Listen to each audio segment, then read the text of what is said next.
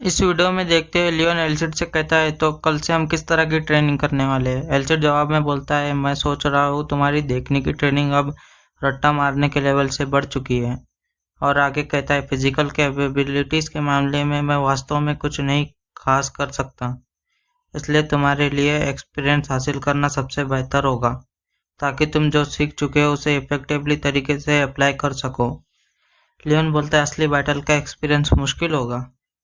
एलिसिड कहता है, इसलिए मैंने सुझाव दिया था कि हम इस जगह को छोड़ दें। लियोन खुश होकर पूरी उम्मीद से बोलता है, क्या तुम मुझे पहले स्वॉर्डमैनशिप नहीं सिखा सकते? एलिसिड बोलता है,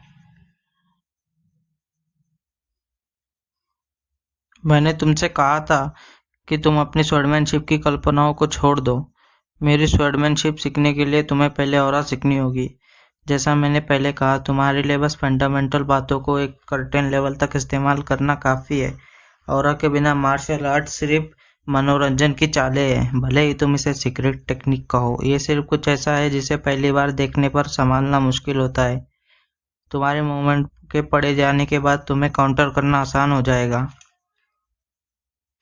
क्या तुम्हें लगता है सेकंड लियोन जैसा ऑर्थोडॉक्स स्वॉर्डमैन कुछ सिंपल ट्रिक्स में फंस जाएगा? एमसी कहता है, फिर अब क्या? एलिसिड बोलता है, अपने इमोशंस का इस्तेमाल करो। लंबे वक्त तक मेहनत से तराशी गई स्वॉर्ड ताकतवर होती है। और बात कंटिन्यू करते हुए कहता है, अब जब तुम्हारी फिजिकल कैपेबिलिटी सेम लेवल पर पहुंच चुकी है, तो सेकंड लियोन भी तुम पर हावी नहीं हो सकेगा।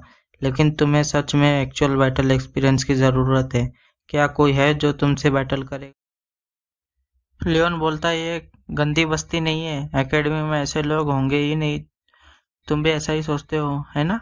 फिर सीन शिफ्ट होकर एकेडमी के अंदर का देखते हैं, अपने लियोन का, जो मन में सोचते हुए जा रहा था। कल यही बात मैंने एलिसिड से डिस्कस करी थी।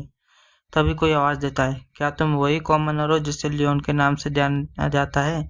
हम देखते हैं उन तीनों स्टूडेंट्स को जो लियोन को घूर रहे होते हैं। उन्हें देखकर लियोन मन में कहता है, उनकी यूनिफॉर्म पर उनके बैज, ये कमीने नोबल क्लास से है। अगले ही पल वो एमसी से चिल्लाते हुए बोलते, एक कॉमनर जो सेकंड प्लस पर आया, तुम घमंडी कमीने! मुझे यकीन है तुमने कोई ट्रिक इस्तेमाल की है इंस्ट्रक्टर को बेवकूफ़ बनाने के लिए, लेकिन हम बेवकूफ़ नहीं बने। एलिसिड कहता है, वह 300 साल बाद भी ऐसे कमीने मौजूद हैं। लियोन अपने हाथ खड़े कर देता है और कहता है, अगर तुम्हें रैंकिंग से कोई दिक्कत है तो तुम इंस्ट्रक्टर से कंप्लेंट क्यों नहीं करते? ये सुनकर और बौखला जाते हैं और कहते हैं, तुम जैसे कॉमनर की हमसे बहस करने की हिम्मत कैसे हुई? हम कैसे जाने तुमने किस तरह की चाल चली? एक बास्टर्ड जिसने अभी तक वफादारी की शपथ भी नहीं ली, वो सेकंड प्लेस पे आया। ये शुरू से ही अजीब था। तुमने आखिरकार अपनी असली रंग दिखा दिया। कौन सी फैमिली तुम्हें सपोर्ट कर रही है? एमसी मन में कहता है, ये साले मेरी बात बिल्कुल नहीं सुनने रहे हैं।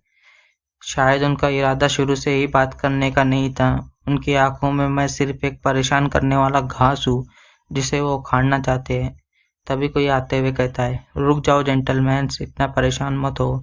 भले ही वो एक कॉमनर है, हम सभी एक ही एकेडमी के स्टूडेंट्स हैं। बाकी स्टूडेंट उसे रिस्पेक्ट से देख रहे होते हैं। हम देखते हैं इस बंदे को, जो ये भी एक नोबल होता है। हमारे द्वारा दी जाने वाली पनिशमेंट को हम नोबल की डिग्निटी कह सकते हो। तुम भी ऐसा नहीं कहोगे?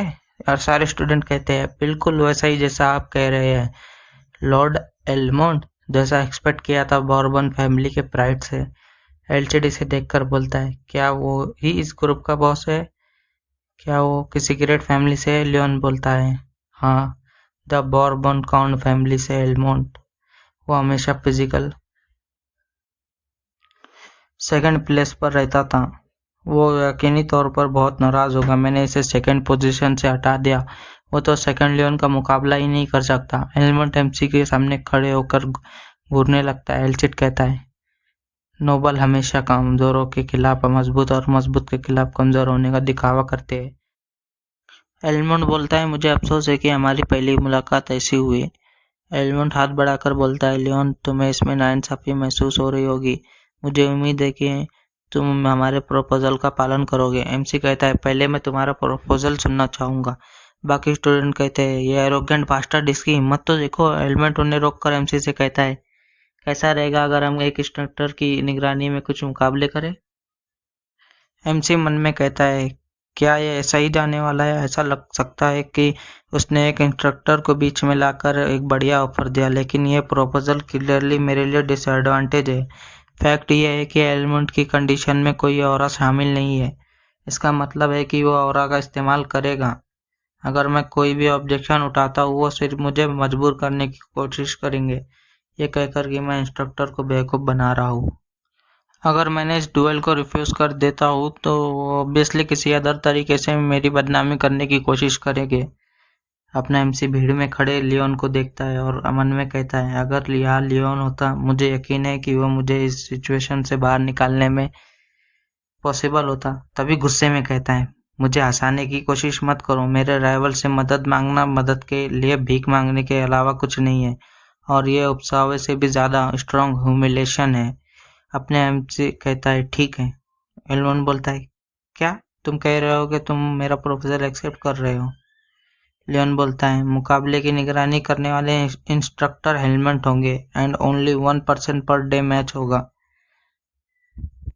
शपथ लो कि अगर मैं जीतता हूँ तो तुम कभी भी मेरे स्किल्स पर सवाल नहीं उठाओगे। मुझे यकीन है कि तुम इतना तो एक्सेप्ट कर सकते हो, है ना? हेलमेट मन में सोचते हुए कहता है, अगर एकेडमी का फील्ड डीमन इंस्ट्रक्टर हेलमेट अगर वो निगरान है तो इंस्ट्रक्टर पर कोई चाल चलना इम्पॉसिबल है। और लियोन से कहता है, ठीक है, मैं इन कंडीशन को एक्सेप्ट करता हूँ। और एक एविल फेस बनाकर मन में कहता है, डुएल की निगरानी कोई भी करे उससे कोई फर्क नहीं पड़ता। मैं बस थोड़ा सा डिसअपॉइंट हूँ कि मैं सेटिस्फाइड होने तक उसकी खूब पिटाई नहीं कर सकता। फिर सीन शिफ्ट होकर लियोन का रूम का देखते हैं। लियोन बेड पर बैठा होता है और बोलता है, वो बास्टर्ड कैसा चेहरा बना रहा था। और आगे बोलता है, मैंने कभी उम्मीद नहीं की थी कि मुझे इस तरह से रियल बैटल एक्सपीरियंस मिलेगा। एल्सिड बोलता है, खैर नतीजों की बात करें तो ये बहुत बढ़िया है। लियोन बोलता है, तुम क्या सोचते हो एल्सिड?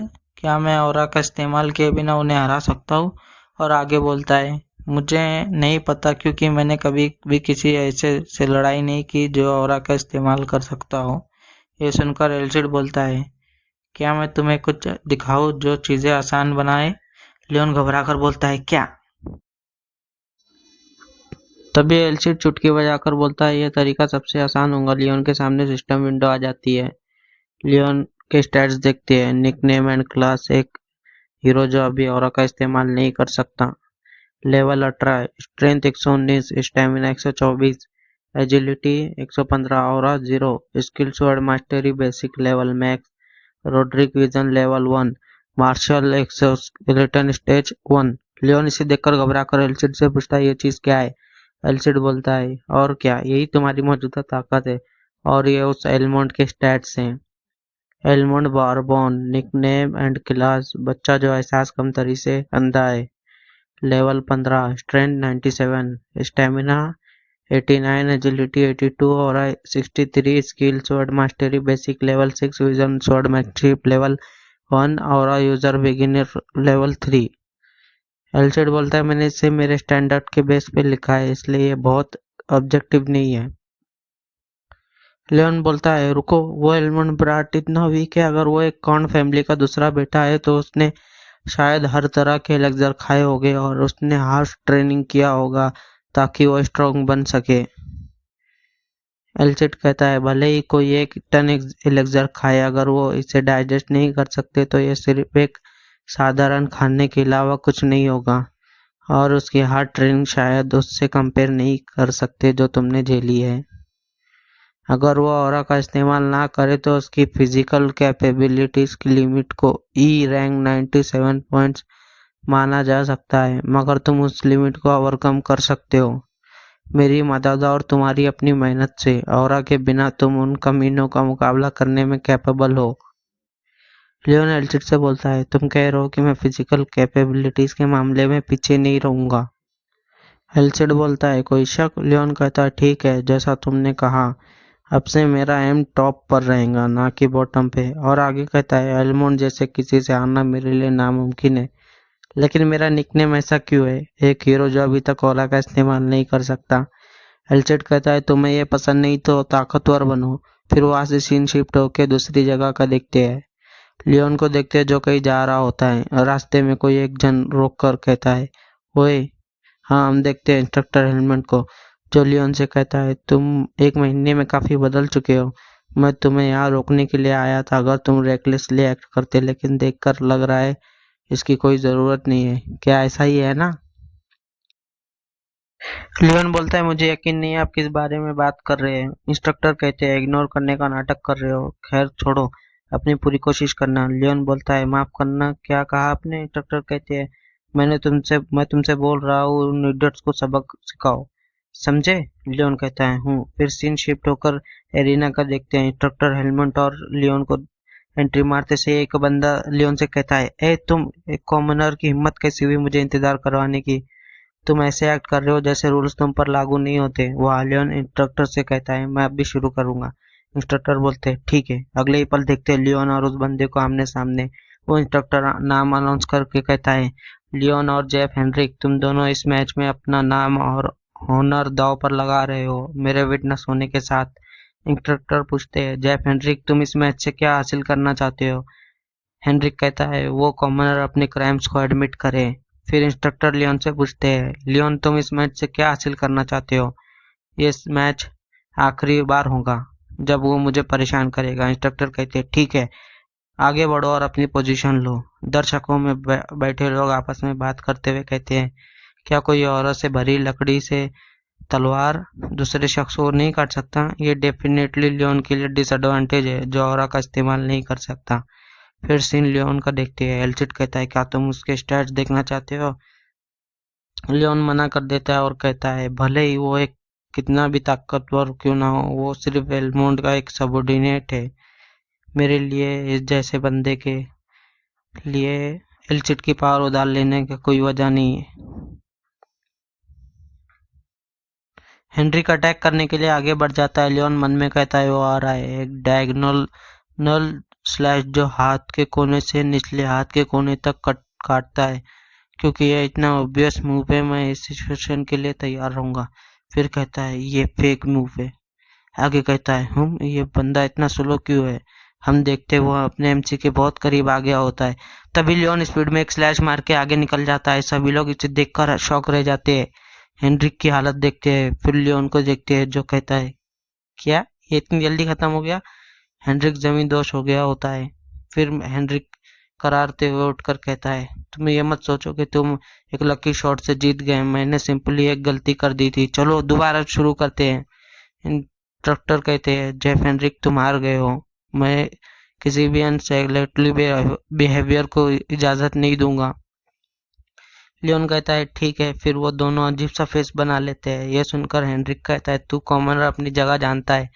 ठीक है, फिर बदले में मैं तुम पर इजी नहीं जाऊंगा। एल्चिड लियोन से कहता है, इस राउंड को एक अटैक में मत खत्म करो। ये तुम्हारा पहली बार है जब तुम एक रियल बैटल में विजन का इस्तेमाल कर रहे हो। ये देखते हुए कि उसने तुम्हारे बैटल पार्टनर बनने के लिए खुद से काम किया, उसे पता होना चाहिए कि अभी एक हमले में उसे खत्म करना तुम्हारी उस पर रहम करना था। लियोन कहता है, ठीक है। और इसकी के साथ हमारा ये वीडियो यही खत्म होता है। मिलते हैं नेक्स्ट वीडियो पे।